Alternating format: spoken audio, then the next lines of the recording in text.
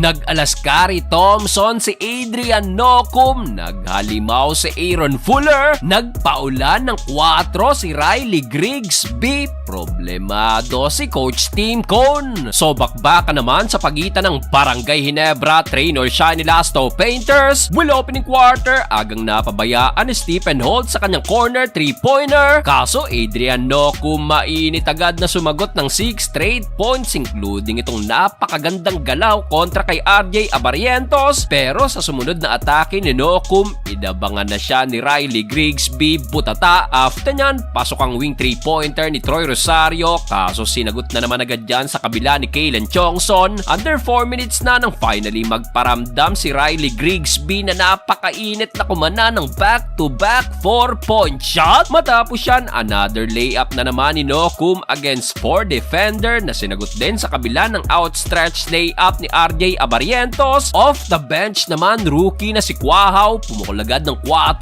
pero Riley Grigsby na naman sumagot ulit ng isa pang 4-point shot. Grabe at wala pang sablay sa 4 si Grigsby, 3 of 3 sa field. Abante nga lang ng 4 ang rain or shine, 33-29. Second quarter, matapos ang 4 sa unang quarter, heto't pumukol naman ng 3 itong rookie na si Quahaw. Matagal na pa ako ang score ng Ginebra na nakapitalize ng Ross at dito umabot na ang kanilang lamang sa double digit. Nabasag na lang ang long drought ng Ginebra sa layup na to ni John Abis. Kaso Aaron Fuller hindi naman mapigilan sa painted area na meron ng almost double-double, 13 points at 9 rebounds. Kaya heto't nag-adjust ang depensa ng Gin Kings. Halos tatluhin na si Fuller kung saan nagresulta pa yan sa layup na to ni Troy Rosario mula kay Riley Grigsby. Solid first half ang pinakita ni Troy with 10 points at 7 rebounds. Baba sa 7 lamang ng Ross, 53-46. Start of the third quarter nang muling manggulat ang Ross sa kanilang 5-0 run. Pero eto, Riley Grigsby to the rescue na sumagot na naman ng another 4-point shot. Pang-apat na yan. Yun nga lang napapabayaan sa labas si Kalen Johnson na meron ng 5 3-pointers made. Well, laking kawalan ni Scotty sa rotation ng Ginebra pero kahit na paano nakakahugot ng hustle at opensa si Coach Tim Cone, especially kay John Abis. Speaking of Scotty, Malaskari Thompson itong ginawang rebound ni Adrian Nocum. Hindi makalapit ang Ginebra sa init ng opensa ng rain or shine. Unstoppable pa rin si Aaron Fuller. Wala nang isang minuto, napaflex pa si Fuller sa kanyang end 1, 89-73, pabor pa rin sa rain or shine. Fourth and final quarter, Troy Rosario pasok ang corner 3-point shot. Kaso napapaaray naman si Coach Tim Cone sa daming turnover ng Ginebra. Pero under 5 minutes, eto Ralph Kube binaba na ang lamang ng Ross sa single digit. Yun nga lang, to the rescue agad si Jonard Clarito sa kanyang pull-up jumper. Still, wala pa ring lunas kay Aaron Fuller sa ilalim na meron ng 35 points. Sa uli, hindi na rin nakabalik pa ang Gin Kings. Panalo ang rain or shine.